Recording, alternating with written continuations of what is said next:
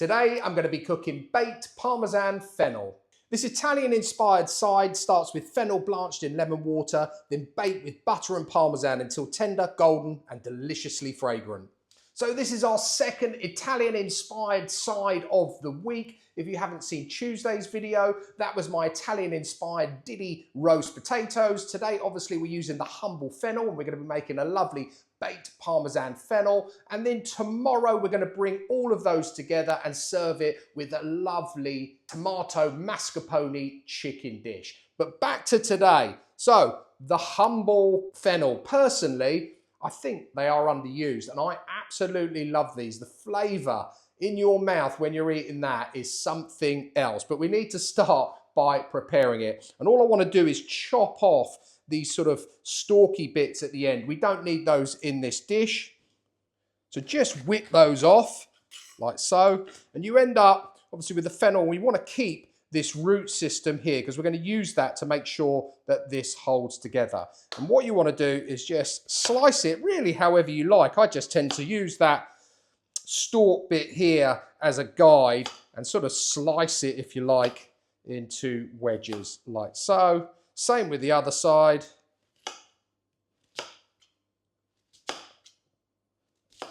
And that's it. That's all there is to it.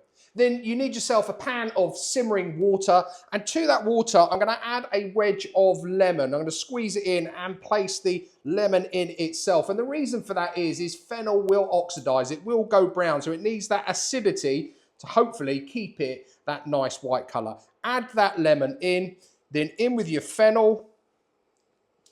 Be careful again not to burn your fingers, and a pinch of salt. And just a dash of olive oil, not too much. That's it. And you want to cook that now on that simmer for about 10 to 15 minutes or until that is nicely tender. Okay, so my fennel took 10 minutes. I just want to double check it to make sure that there is still a little bit of a bite to these.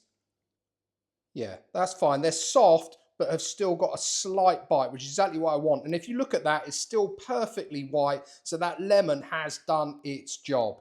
So let's get these into our dish. Get yourself a nice oven-proof dish for this, and you want your oven now turned on to 180C fan. Into the base of that dish, you want to plonk in some butter. Don't be shy with it. I'm using salted butter for this, but use unsalted if you prefer. I'm going to put another one in for luck. Then in with your fennel. Be careful with fingers. And I just want to lay this out without burning myself. Just sort of arrange it like so. So it looks a little bit neater. And I really am burning my fingers here. Let's pull that one out. Do you know what? It'd be easier if I got this knife. Let's get that. That's it. Don't worry if it's not on top of the butter. That butter will go all out and around and about once it starts to cook. That's it. That looks good to me. Then on top of that, obviously, our Parmesan cheese.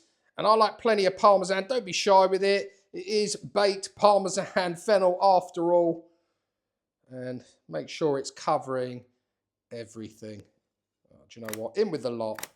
That's it. And I just like to finish mine off with a little bit of dried oregano, but switch that out if you want a different herb. Add what you like. A little bit of chili is actually very nice. I'm rather partial to that myself, but we are all eating this tonight.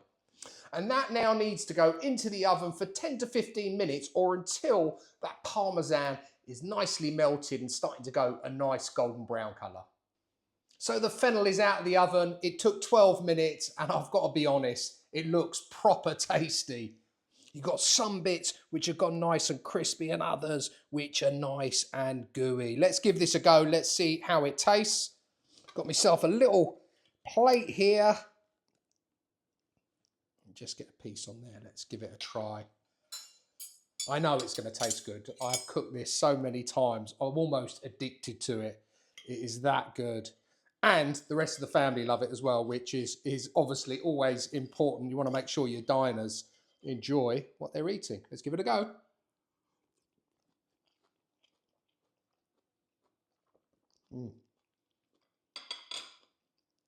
Still got a little bite to it, which is perfect, exactly how I like it. I don't want it mush.